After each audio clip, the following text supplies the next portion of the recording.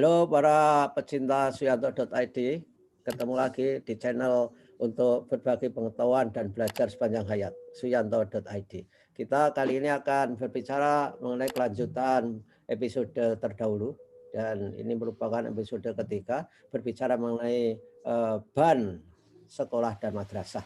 Tamu kita adalah Bapak Ketua BAN SM, Bapak Dr. Tony Toharudin MSc. Beliau adalah dosen di Fakultas MIPA Universitas Padjadjaran Bandung. Kita sapa dulu. Assalamualaikum Pak Tony. Waalaikumsalam, Prof. Ya, apa kabar Pak Tony? Kelihatannya ceria ini. Alhamdulillah. Ya, baiklah. Ya, baguslah Pak Tony. Kita kan ini mungkin akan saatnya untuk memberi penjelasan informasi kepada mungkin kepala sekolah, dan juga guru terkait dengan akreditasi. Apa yang harus disampaikan kali ini, Pak Tony? Silakan. Terima kasih, Prof. Sebelumnya saya ucapkan terima kasih pada suyanto.id dengan episode yang sebelumnya pendaftar calon asesor ini membludak, Prof. Sekarang sudah di posisi 15.000 pendaftar. Ya. Padahal kuotanya hanya 1.800. Bagus. Itu kalau selection rasionya tinggi, artinya kita bisa memilih. Iya, alhamdulillah. Jadi dengan media seperti ini, sosialisasi makin dekat dengan masyarakat, karena semua sekarang sudah secara umum melek teknologi. Jadi dengan membuka YouTube, searching akreditasi ya keluar, betul kan? Iya, betul. Nah, untuk pembahasan kali ini mungkin saya awali dari sasaran akreditasi kita di tahun 2021.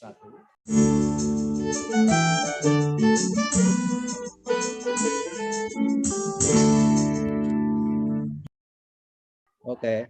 Bahwa sasaran prioritas adalah sekolah madrasah yang belum pernah diakreditasi. Sebagai sasaran prioritas, karena kita juga ingin mengetahui bagaimana mapping dari untuk sekolah madrasah yang belum pernah diakreditasi. Dan yang kedua adalah prioritas kita adalah reakreditasi yang memang sudah lama sertifikatnya itu. Pada 2021 kita punya kuota 10.490 kalau tidak salah kuotanya. Yang baru? Yang semuanya baru dengan semuanya. Tapi persentasenya banyak mana, Pak Tony? Yang baru atau yang reakreditasi? Yang lebih banyak. Yang baru mungkin tidak terlalu besar dan sebarannya berada di Indonesia Timur. Ya, di Papua, di Nusa Tenggara Timur, di area-area kepulauan, juga mungkin Kepulauan Riau yang dulu belum pernah tersentuh. Ya, ya. Jadi mekanisme akreditasi untuk tahun 2021 kita memang sudah punya data dasar tentang sekolah madrasah yang ada di database kami. Nanti kita akan untuk khusus yang reakreditasi itu masuk ke dalam dashboard kami yang sudah jelaskan minggu lalu.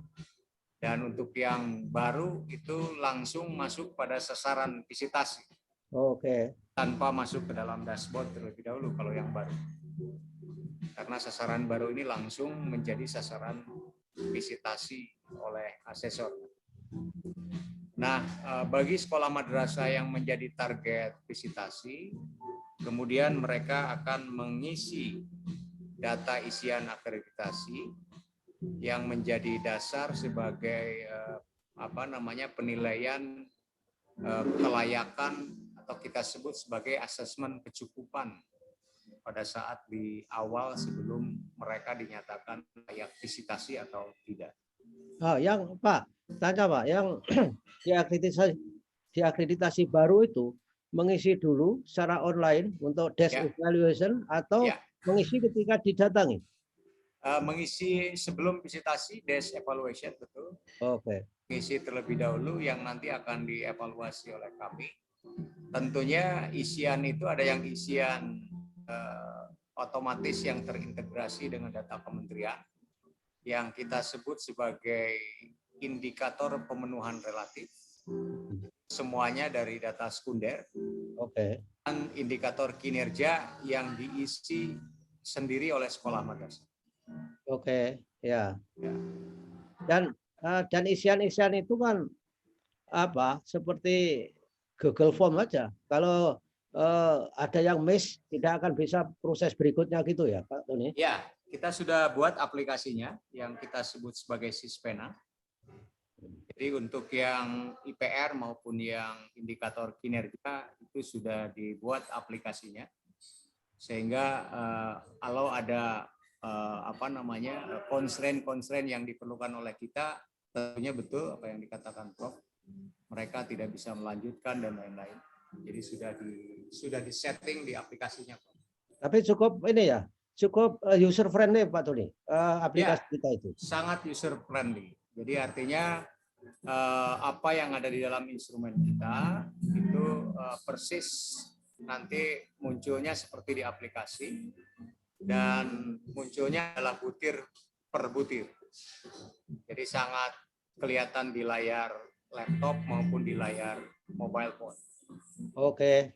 Tapi kadang-kadang ketika kita salah, nggak beda di shift, harus kembali ke permulaan. Seperti ngisi SPT, Pak Tony. Ya. Itu sangat tidak user friendly SPT itu menurut saya. Ya, jadi kami prosesnya sebelum mereka submit di akhir, itu mereka bisa memperbaikinya terlebih dahulu kalau memang ada hal-hal yang perlu diperbaiki. Tetapi kalau sudah submit, di situ dikasih warning apakah memang sudah final pengisiannya. Kalau sudah final silahkan submit. Ya. Sudah submit maka dia tidak akan bisa memperbaiki lagi. Jadi peringkatannya cukup sekali aja ya. Ya, sekali aja. Enggak ada setelah submit sekali terus di save. Serius nih. Udah oke nih. Oke ya. Itu saya kira bagus juga itu, kan tinggal nambah satu kata Pak Tony biar. Ya, cuman kelemahan kita sekarang Prof di lapangan itu kepala sekolah tuh masih mengandalkan operator. Oh ya, ya. Jadi kalau operator itu kan secara substansi memang tidak begitu paham sepenuhnya. Nah, tetapi untuk IT ini selalu mengandalkan operator. Ya, ya, ya. Memang menyerahkan ke operator itu yang kelemahan kita sekarang. Memang untuk apa perbaikan berdasarkan operasi digital itu musuh utamanya itu ya memang manajer kelas menengah itu yang mesti selalu minta dikerjakan oleh yang bawahannya. Itu juga sengsara kita ini. Dan ya, betul. Pak Tony, ketika mereka mengisi, itu adakah keputusan di dalam aplikasi itu? Oh, ini eligible untuk defisit, atau sepanjang dia mengisi pasti defisit untuk yang baru itu? Belum tentu, Prof. Jadi setelah mereka mengisi secara penuh aplikasi kita, maka kemudian asesor sebelum ditugaskan ke visit ke sekolah, dia harus mengakses asesmen kecukupan yang sudah kita sediakan aplikasi. Jadi dalam asesmen kecukupan itu sebagai requirements untuk menetapkan apakah layak atau tidak layak divisitasi. Salah satu contoh misalkan ada persyaratan wajib yang belum mereka penuhi. Contohnya misalkan sekolah tersebut belum meluluskan. Nah, kalau belum meluluskan kemudian mereka memaksakan mengisi dia, maka nanti di asesmen kecukupan akan terdeteksi bahwa dia belum meluluskan. Oh, iya. Ya, artinya bahwa kalau ada syarat-syarat yang tidak terpenuhi untuk visitasi, maka kemudian mereka diberitahukan bahwa sekolah Anda belum layak untuk divisitasi. Oh, harap memperbaiki terlebih dahulu persyaratan-persyaratan yang diperlukan. Tapi mungkin kepala sekolah itu perlu Pak Tony, 1, 2, 3 syaratnya apa gitu. Yang pertama meluluskan, yang kedua apa Pak Tony? Ada lagi nggak? Ada 4. Oke, bagus. Tentunya secara formal mereka harus punya izin operasional. Oke, satu. Kemudian kurikulum harus dinyatakan bahwa mereka menggunakan kurikulum nasional. Oke. Ya, dan juga di samping itu ada persyaratan lain terkait dengan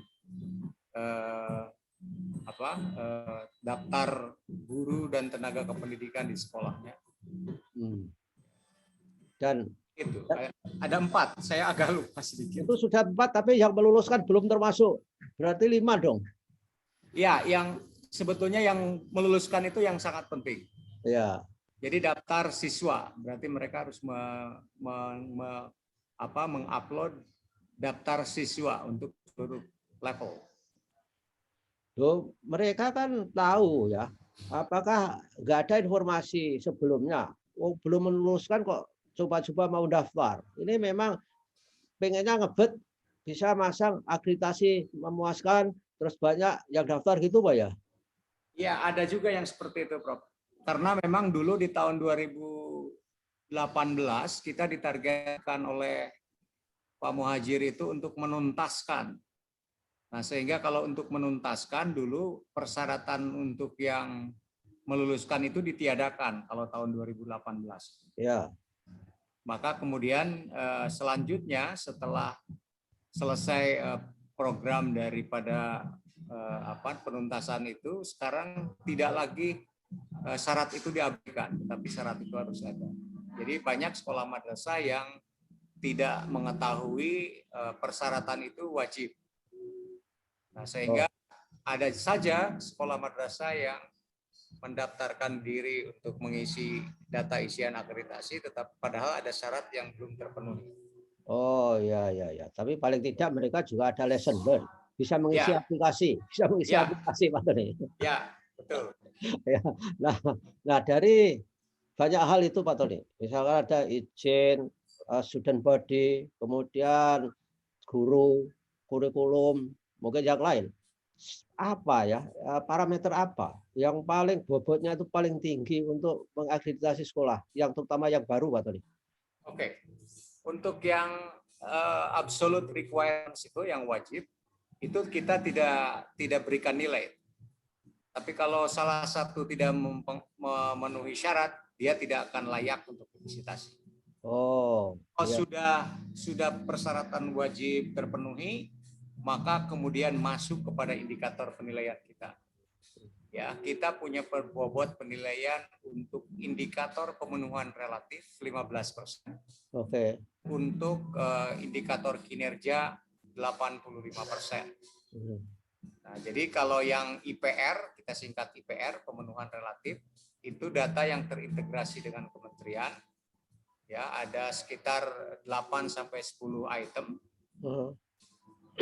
Diboboti 15%. Tapi ketika asesor masuk ke sekolah, visitasi ke sekolah, maka bobot indikatornya adalah 85% dari jumlah butir yang ada. Nah, karena jumlah butirnya berbeda, untuk SD ada 36 butir, untuk SMP ada 35 butir, untuk SMA 35 butir, untuk SLB 40 butir, dan untuk SMK 44 butir. Luar biasa. Bedanya orang statistik dan tidak itu selalu hafal angka. Nah, kemudian di dalam butir itu dibagi dua, Prof. Ada butir inti, ada butir kekhususan. Nah, untuk core item ini sama, Prof. Core item ini sama untuk seluruh jenjang. Ada 35. Jadi untuk SMP SMA itu tidak ada butir kekhususan. Jadi hanya ada 35 butir inti. Ya. Sedangkan yang lainnya SD ada tambahan 1 butir kekhususan jadi 36. SLB ada tambahan 5 butir kekhususan menjadi 40. Dan SMK itu ada tambahan 9 butir kekhususan jadi 44. Oke. Jadi yang 15% ya kebutuhan relatif tadi itu sebenarnya sudah nggak perlu dilihat karena itu DEX evaluation, Pak Tony ya.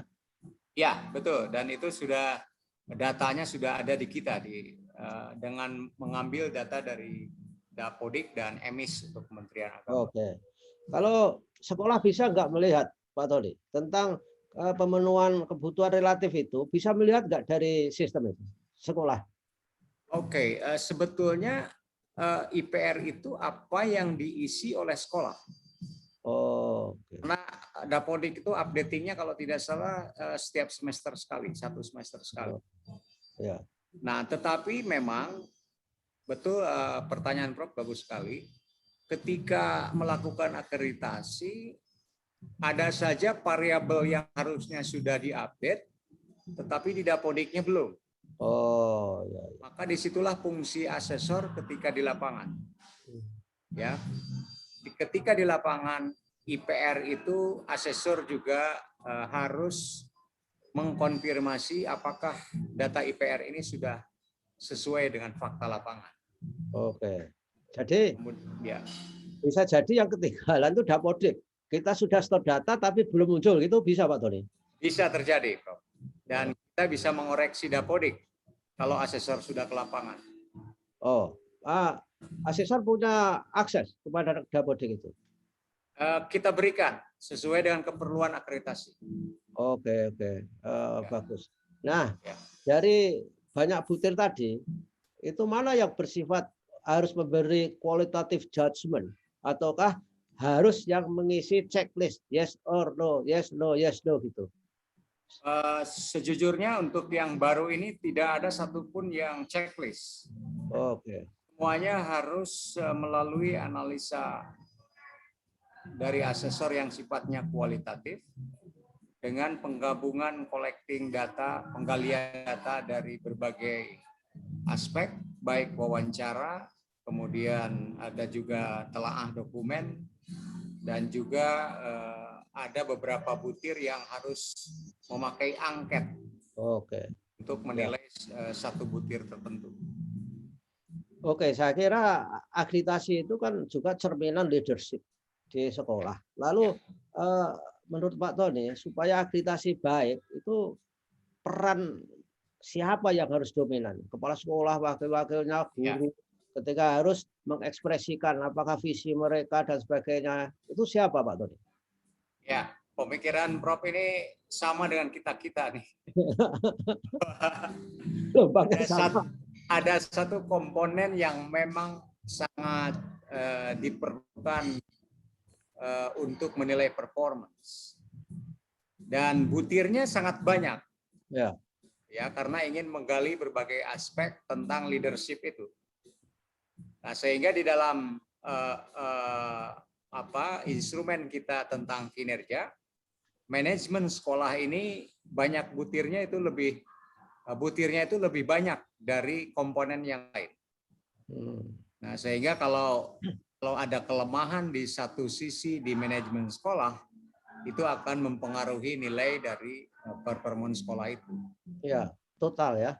Ya, jadi sebagai dasar untuk kualitas lulusan yang baik, manajemen sekolah ini sangat penting sekali mempengaruhi ujung dari kualitas lulusan peserta didik. Lalu kalau siswa, Pak Tony, sampai sejauh mana dilihat? Bisa nggak dari asesor itu, dari kegiatan akreditasi Pak Tony itu, kita menyimpulkan, oh mahasiswa di sini itu tersiksa, dari mahasiswa di sini itu bahagia dalam belajarnya. Ada nggak instrumen yang begitu? Sampai ke situ, Prof. Oke. Sampai ke situ. Jadi ada beberapa butir yang harus memperlihatkan bahwa sekolah itu siswa-siswanya belajar dengan baik, lingkungannya baik, kemudian karakternya juga baik, disiplinnya baik. Itu ada di dalam butir instrumen kita.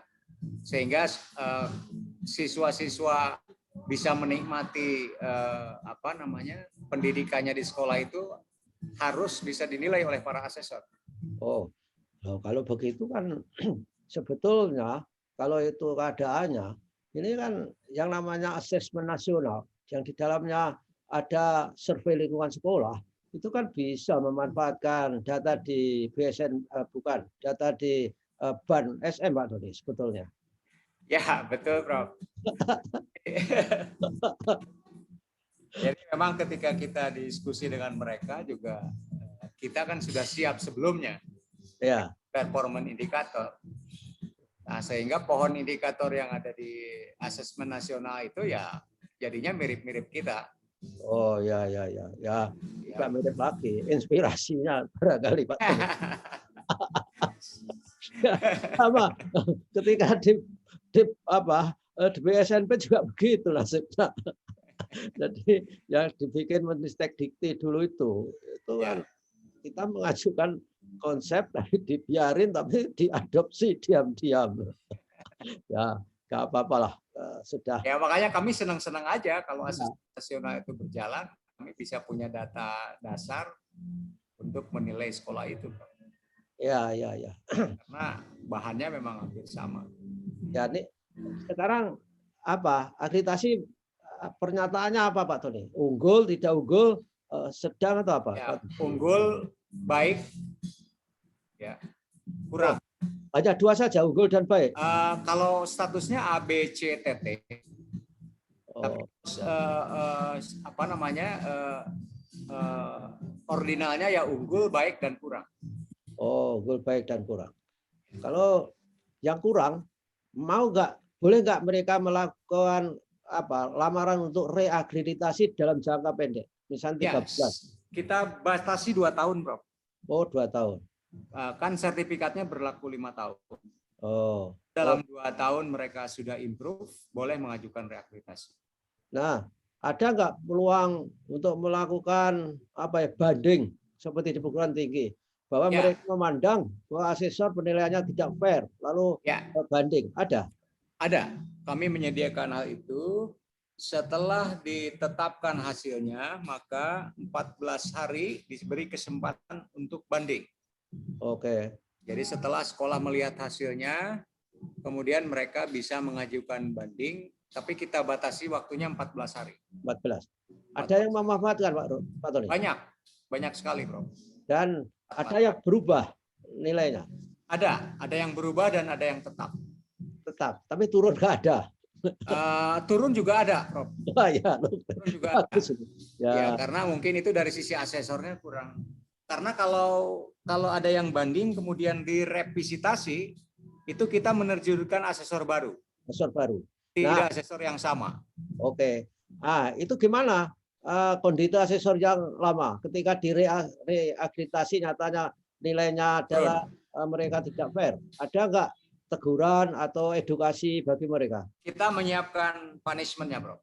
Punishment-nya berlevel dari rendah, sedang sama yang ini yang berat. Yang berat diberhentikan ya? Yang berat ya. Yang paling berat itu diberhentikan. Oh, yang ringan tidak ditugasi selama berapa tahun begitu. Oh, kalau yang sedang ringan itu diapa ini? Diberi modul pelajaran? Ya, diberi peringatan dan sesudah itu mereka dikuatkan kembali. Oke. Kalau menyangkut integritas biasanya itu kategorinya itu berat. Oh, ya. Kalau kategorinya ringan itu misalkan antara asesor 1 dan 2 itu terjadi gap yang sangat tinggi, harusnya tidak begitu. Nah, itu adalah peringatan secara tertulis. Oke. Peringatan ringan. Apakah dia sebelum wrap up session itu tidak mematchkan penilaian Pak Tony sehingga gap itu bisa diselesaikan saat itu juga? Betul. Jadi artinya ketika 2 asesor diterjunkan dan beberapa butir misalkan ada gap yang tinggi, akhirnya jadi satu nilai kesepakatan dari 2 asesor itu. Oh. Tapi tanpa merubah nilai yang sebelumnya. Oh. Kalau kesepakatan antar kesepakatan berdua, tapi nilai asesor 1 dan 2 karena sudah tersistem dengan baik, mereka tidak bisa merubah nilai asesor 1 dan 2. Tetapi untuk kesepakatan mereka bicarakan. Nah, lalu gunanya apa kalau nggak bisa berubah mereka sepakat? Ya. Jadi memang kadang tidak semua asesor itu mempunyai mindset yang sama atau persepsi yang sama terhadap butir-butir tertentu. Oh. Kemungkinan perbedaan nilai. Oh, scoringnya. Ya, scoringnya. Misalkan yang satu menilai level 4, yang satu menilai level 2, itu kan perbedaannya tinggi sekali. Oh, Ya, ya. kalau level 4 itu kan sempurna. Level 2 itu ya dikatakan sebagai di bawah baik lah. Nah, itu kalau itu kan berarti gapnya sangat tinggi. Nah, dengan demikian maka pada saat akhir itu ada kesepakatan nilai yang memang sesuai dengan kondisi nyata sekolah itu. Oh, ya. Mereka berdua berdiskusi, berbicara sehingga muncul di akhir nilainya bisa di tengah-tengah, bisa mengikuti asesor 1, bisa mengikuti asesor 2. Tapi Dan ini pasti akan terdeteksi pada saat verifikasi. oh, dan nilai yang pertama nggak dipakai dong. Itu dipakai yang kedua kesepakatan. Betul, yang dipakai itu yang kesepakatan. Oh, ya. Kalau yang satu hanya sebagai dasar nanti di dalam validasi dan verifikasi. Oke. Wah, jadi harus mempersiapkan asesor yang harus Pak Tony ya. Yang harus memvalidasi terhadap misalkan saja banding-banding yang ternyata asesornya tidak fair dalam menilai, itu harus disiapkan itu setiap langkah. Ya, betul. Jadi proses validasi dan verifikasi itu menjadi penentu. Makanya kita selalu wanti-wanti ke sekolah, ya nilai asesor itu bukan final. Ya, jadi kalau sekolah diberitahu oleh asesor itu tidak benar. Karena nilai akhir itu ada di BAN. Oh, ya. Oh, itu yang menentukan. Itu saya kira ada juga yang praktek bocorin kali. Ya, kalau yang praktek bocorin, kalau sama sih nggak ada masalah. Tapi kalau berbeda itu juga ramai, Prof. Ya. Apalagi mungkin ya asesor yang nakal itu diberikan sesuatu. Itu termasuk pelanggaran integritas saya kira itu. Wah iya, itu sangat berat sekali. Ya. Itu kami di tahun 2019 memberhentikan 20 asesor karena ada gratifikasi, Pak. Oh, tahunya gimana? Ada laporan dari masyarakat. Wah, Tony bisa jadi cabang KPK. Ya, setelah ada laporan itu langsung kami investigasi. Investigasi ke sekolah ataupun ke pihak yang berkepentingan, dan ternyata memang betul, Prof. Ada uang, ada beras, ada pisang. Ya, ada beras dikasih 1 karung masing-masing, ada uang juga amplop yang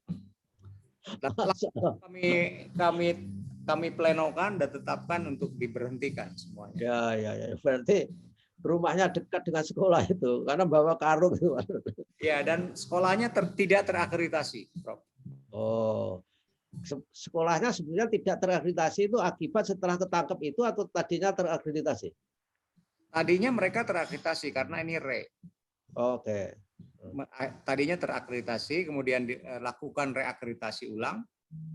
Akhirnya tidak terakreditasi karena ada pelanggaran kode etik. Ya ada nggak pegangan bagi asesor untuk list seperti do and don'ts, misalkan saja nggak boleh dijemput, nggak boleh makan bareng, itu ada petunjuk? Ya, setiap mereka sebelum ditugasi ke lapangan dikuatkan dulu oleh BAN supaya tidak terjadi hal-hal seperti itu. Oh, berarti kolektif dong, Pak Tony. Buahnya asesor dikuatkan dulu atau beberapa saja yang memang sengaja akan berangkat? Yang akan berangkat semuanya diberikan pengarahan terkait dengan kode etik. Oke, ya baguslah. Nah, kemudian ya kalau terjadi pelanggaran berarti mereka tidak mendengarkan arahan atau tidak mematuhi arahan. Ya, oke. Dan itu ya sekolahnya juga terlibat. It's 13 hours. Ya. Jadi bukan permintaan asesor, tetapi ya sekolahnya juga sama. Sehingga punishment-nya ya baik untuk asesor maupun untuk sekolah. Sekolahnya biasanya nggak diakreditasi atau akreditasinya diturunkan? Ya langsung tidak terakreditasi. Oh, langsung tidak terakreditasi. Iya. Saya kira diturunkan. Terus ada pertanyaan, saya dulu mau beri sanksi anak buah, mau turunkan aja itu pangkatnya. Pangkatnya sudah rendah Pak, gimana menurunkan? Ya naikkan dulu, setelah itu diturunkan. Dan Jadi, nyampe ke ombudsman, Prof. oh, Ke ombudsman karena ada yang lapor kami diberikan punishment yang sepihak dan lain-lain. oh, Karena kami sudah mempunyai bukti-bukti yang nyata, yang jelas secara hukum, ya kami tenang-tenang saja. ya, itu malah Mereka melanggar. bagus Pak Tony itu untuk branding. Ya, betul Pak. Kalau tidak begitu nanti aduh. Ya, itu jadi presiden buruk. Semua orang Guru. melakukan itu. Apalagi di kita ini kan kadang-kadang jual beli suatu nilai itu sudah dilakukan banyak orang dan sudah lama. Seperti misalnya karya ilmiah guru itu ada yang mesankan ada tukang jahitnya itu Pak Tony. Jadi luar biasa itu. Ya. Dan sebetulnya Prof, asesor itu kan umumnya pengawas ya. Ya.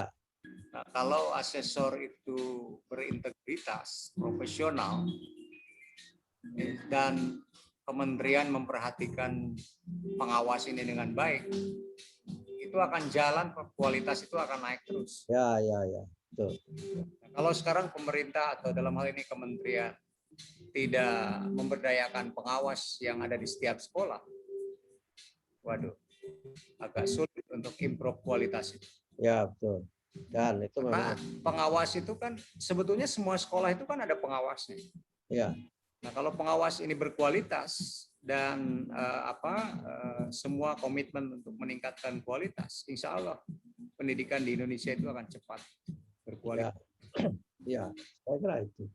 Ya, Oke lah, Pak Tony, kita sudah banyak memberikan trik terhadap proses akreditasi. Mudah-mudahan sekolah-sekolah yang belum terakreditasi itu bisa bersiap diri. Kesimpulannya adalah bahwa harus mematuhi terhadap butir-butir apa yang harus disiapkan, baik yang penilaian yang relatif tadi maupun butir-butir yang merupakan indikator kinerja sekolah.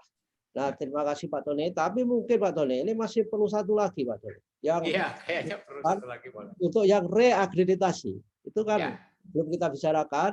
Mudah-mudahan minggu depan kita bisa bicara lagi di suyanto.id. Terima kasih atas waktunya Pak Tony. Mudah-mudahan sama-sama Prof. Hati-hati pulang ke Bandung. Dan insya Allah Prof juga selalu sehat Prof.